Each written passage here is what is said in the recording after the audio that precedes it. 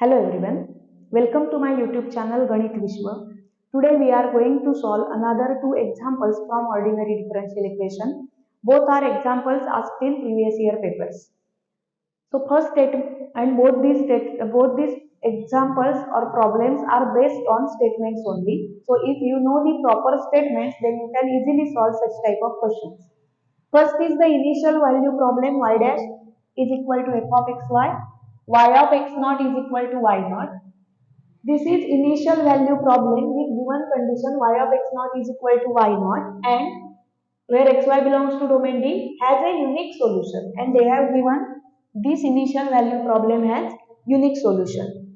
The statement is, if initial value problem y dash is equal to f of xy with initial condition y of x naught is equal to y naught has a solution if f of xy is continuous function. This function is continuous, then this initial values problem has solution.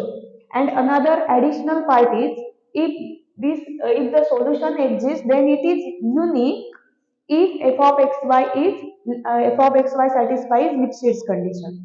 They have given here unique solution. So both these statements should be correct. Both the conditions should be correct. First condition is f of xy is continuous, and second condition is f of xy satisfies Lipschitz condition. And these both conditions are given in option C. So option C is correct statement.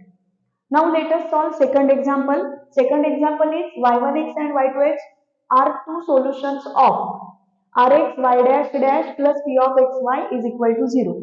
This is ordinary differential equation. So if you solve this by u into v rule, then you will get this is a differential equation of order 2, and it has solutions y1 and y2 such that y1x and y2x has common 0 in closed interval ab. So there exists a point, that means there exists a point C belongs to closed interval AB such that y1c is equal to 0 and y2c is equal to 0. All the conditions are about Wronskian.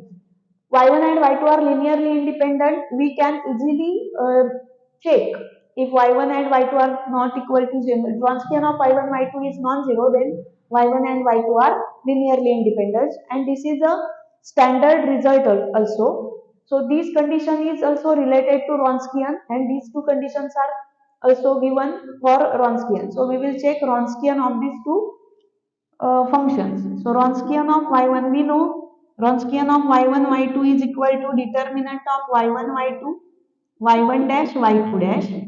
So Wronskian at point C is equal to y1c y2c y1 dash c y2 dash c, that is 0 0 y1 dash c y2 dash c.